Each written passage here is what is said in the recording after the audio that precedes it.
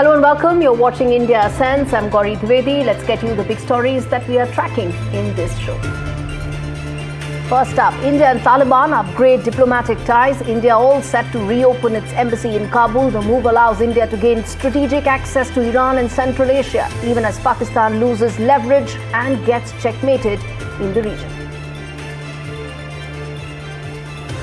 From Zoho to rare earths, Make in India gets a major push as India's tech founders crack the code for Desi technology. Have Indian companies finally started giving tough competition to global tech giants?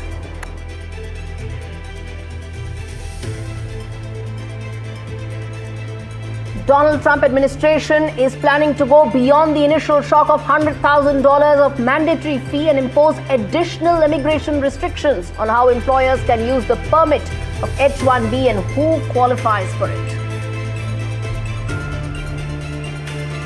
No Nobel for Peace President Donald Trump. Peace Prize awarded to Venezuelan political leader Maria Corina Machado. After the Nobel snub, White House says the committee played politics as Donald Trump has a heart of a humanitarian.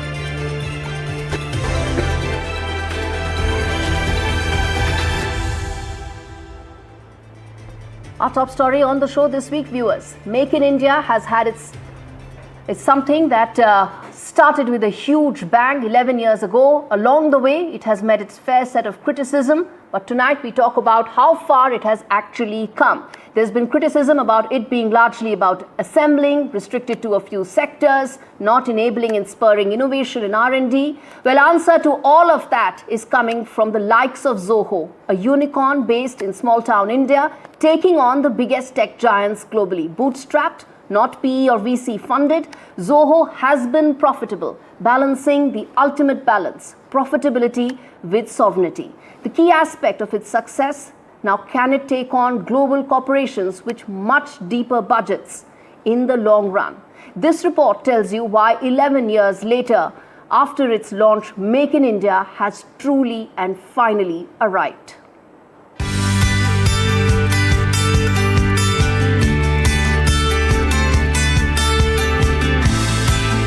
In Chennai, Tamil Nadu, a global tech revolution is brewing. India's Make in India mission has found a quiet tech company. India's Make in India mission has found a quiet tech champion, Zoho, building everything from code to culture in India. Its over 55 products include business software to Aratai, a made in India encrypted messaging app. Then there's Zoho Work Drive for cloud storage, Zoho Mail as an alternative to Gmail, and Zoho Click for workplace communication.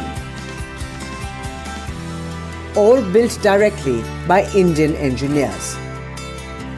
His vision of a self-reliant India is paying off.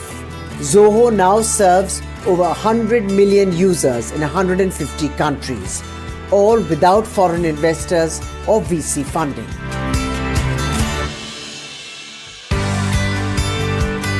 In a show of confidence, top ministers from Home Minister Amit Shah to IT Minister Ashwini Vaishnav have shifted to Zoho products, replacing American giants like Google, WhatsApp, amongst others. Zoho isn't just another IT firm. It's positioning itself as the face of India's technological self-reliance. Instead of hiring foreign engineers, Vembu was training local youth, creating training programs in schools in rural areas, teaching them software development skills. Many of them were later hired to work at Zoho. But challenges remain. US firms like Microsoft and Salesforce still dominate global enterprise software. To turn its homegrown success into global dominance, Zoho's next frontier lies in deeper innovation and broader tech. From Aratai to AI, Zoho is proving that innovation doesn't have to come from Silicon Valley. It can come from a city in Tamil Nadu, powered by Indian minds made for the world. With Disha Bagchi, Bureau Report, NDTV World.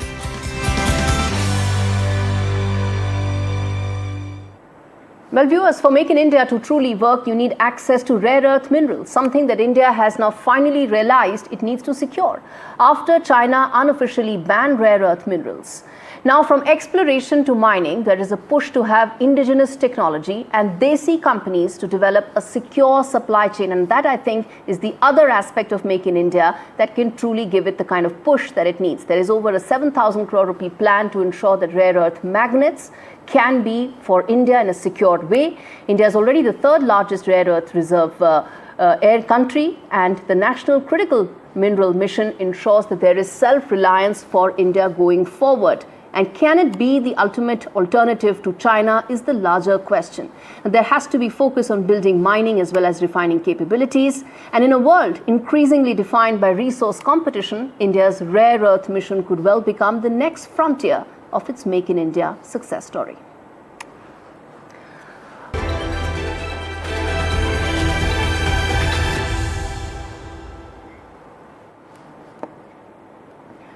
Well, the other big story that we're tracking on the show, Donald Trump didn't win a Nobel Peace Prize. Well, he wasn't supposed to, viewers, simply because nominations for the same had closed even before his tenure started.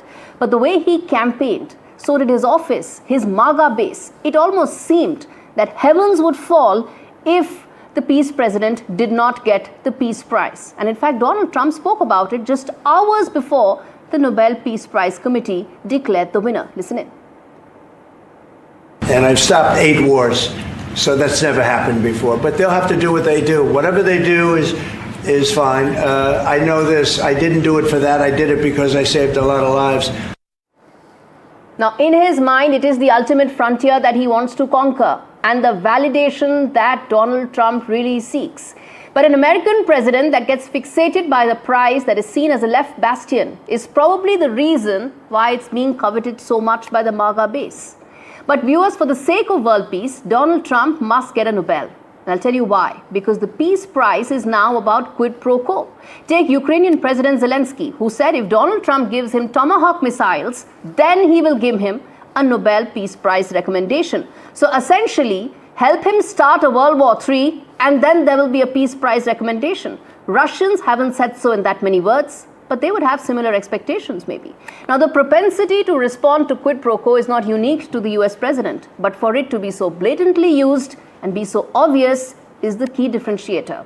And who knows who will be the next dangling carrot that will be presented in front of Donald Trump for that Nobel recommendation. Now, as far as MAGA Brigade is concerned, this is deception. So what if he invented a war between Egypt and Ethiopia that didn't exist? So what if he created and misspelled and spoke about Armenia and called it Albania?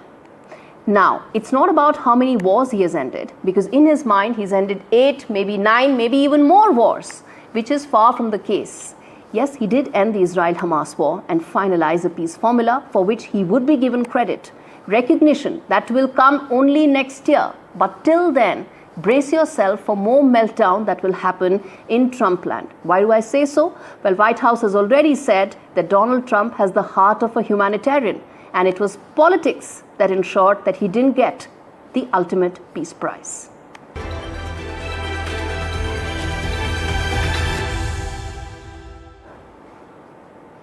Four years after it suspended its ties with Taliban, India today reopened its embassy in Kabul, a move that signals a revival in diplomatic engagement between the two countries and comes at a time when Pakistan has completely lost its leverage in the region.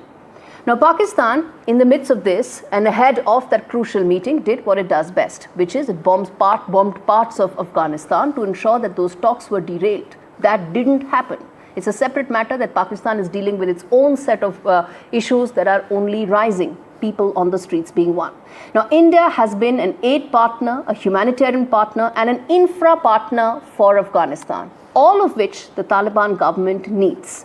The week-long visit of Afghan Taliban Foreign Minister Amir Muttaqi comes after Pakistan Army would not have even anticipated how quickly and how sharply their ties with Taliban completely crumbled. In fact, Afghan government is now not dependent on Pakistan, seeks legitimacy, blames Islamabad for the many terror attacks that are taking place on its base, and wants to have an independent foreign policy of its own, which is why New Delhi is so important.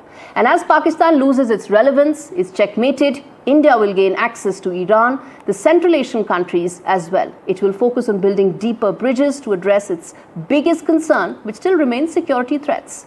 There are also significant mining opportunities that are up for grabs for Indian companies as New Delhi and Beijing jostle for contracts and presence in the region.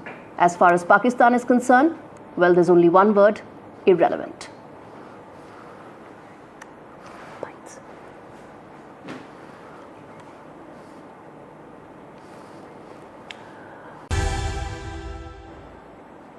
UK Prime Minister Keir Starmer was in India with his largest business delegation ever. UK, as the world's sixth largest economy, signed a pact with India, which is the world's fourth largest economy. Together, they are looking to get trade of upwards of $120 billion in the next 5 years. How soon could that happen? Is that target ambitious? And what are the kind of opportunities it throws up globally is the big question that we asked to Richard Hale, who's the UK IBC chair, joining us on the broadcast. Mr. Richard, thanks so much for speaking to me.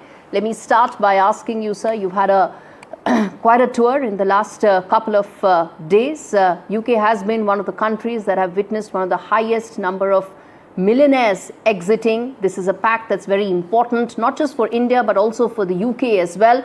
How do you see the trade pact throwing up opportunities for the two sides? Well, I literally landed this morning from 36 hours, I think, on the ground in Mumbai. I think that it is actually very critical for the two sides, as you put it, to be talking, the two principals to be talking on a regular basis, and also to bringing to the table both businesses, but also their colleagues in government. And what was noticeable was both Prime Minister Modi, Minister Piyush Goyal, as well as Prime Minister Starmer and Secretary of State Peter Kyle came with significant teams in order to really engage. And UK brought the largest business delegation that it's ever brought to India in order to interact with a similarly large and prestigious group of Indian businesses. That sort of commitment on both sides is incredibly important in developing and deepening the strategic, long-term, sustainable economic relationship that we're all aiming for. And how much will this Trump-proof India and UK, given the fact that you have US changing the rules of the game almost every day? Well, I wouldn't describe it as Trump-proofing. What I think the focus is to actually develop stronger relations under the umbrella of the agreement that was inked in July between the two prime ministers in relation to a strategic vision into 2035, of which the most important element, obviously, is the comprehensive economic trade agreement. If you look at the breadth of the delegation that came in from the UK, it did include what one would characterize as kind of manufacturing, defense, but it also included a large number of young tech companies, UK companies, across the spectrum. It also included a large number of entertainment-focused and culturally focused entities. I met the lady who runs the Manchester Museum. I sat next to on the plane a gentleman who is developing hardware in telephony.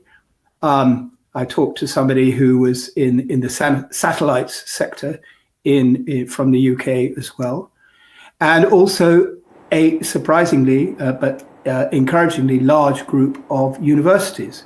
And there are 9 universities who are opening up or have permission to open in India, and that formed also part of the delegation. So it is, if you like, such a broad delegation of different sectors, yes, and different interests and different types of companies that were interacting in the course of the past 36, 48 hours, that it really is, I think, far broader than just a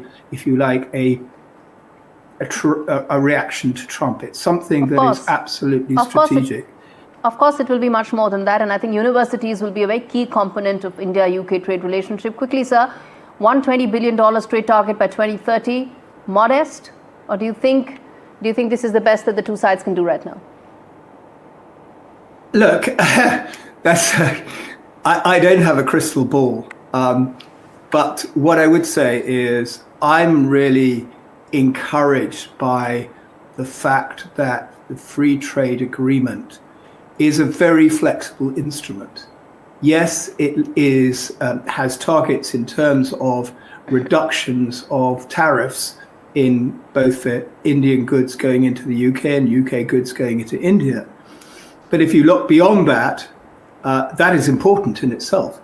But if you look beyond that, then it also is focusing on non-tariff barriers, on ease of doing business. It's looking at putting in provisions which allow the CETA to flex in relation to those technologies that may be under development at the moment, and or those technologies that we haven't even thought about but will become front and foremost in the coming years. So it is a very flexible document. So yes, if you like, the numbers that you're talking about is in relation to what we know, but what we don't know is the really exciting and encouraging bit. All right, let's leave it there, Mr. Richard. Thanks so much for speaking to me on India Sense.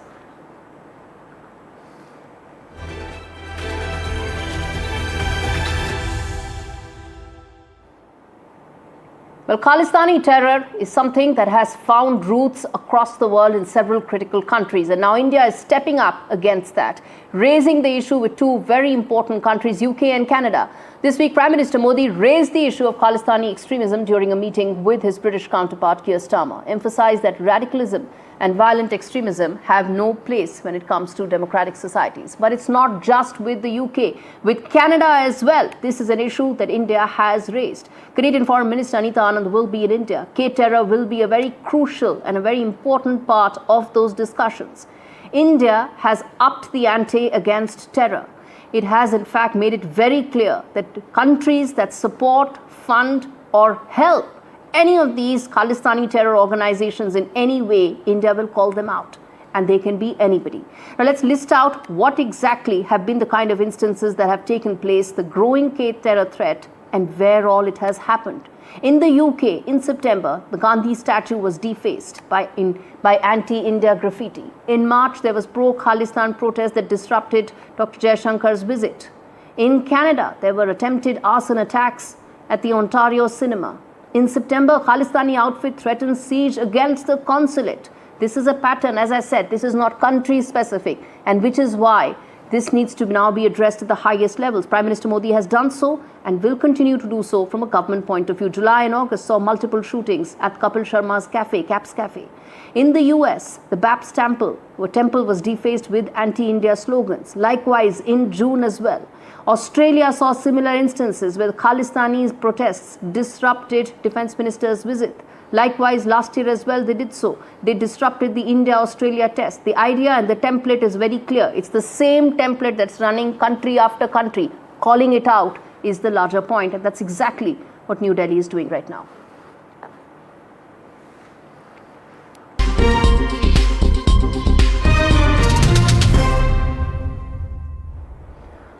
Well, viewers, Worldview this week, Bangladesh has been stuck in a spiral for some time now, and it's now clear that the downward spiral is far from over.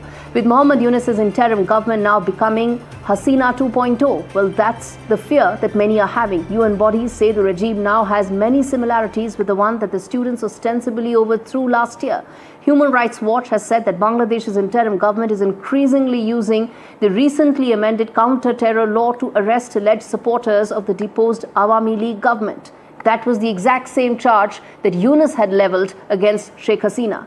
Now, in a statement that's been released UNHRW said the UN says and wants that immediately Bangladesh should seek the release of all those who've been arbitrarily detained and encourage the authorities to uphold rights and prosecute all those who've been unlawfully arrested due to political violence. Now, how is Yunus different from Sheikh Hasina is the larger question. This Anti-Terror Act was enacted in 2009, but it has been amended so many times to ensure that this very law can ensure that Awami League party members are now put behind bars for the abuses while they were in power, and that they were acting on demands from political parties and student organizations.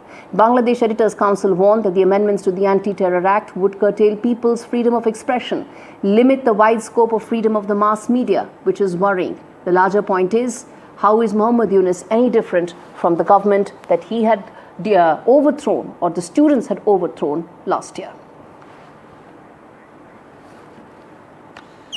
All right, with that is a wrap on this edition of India Sense. Thanks so much for watching.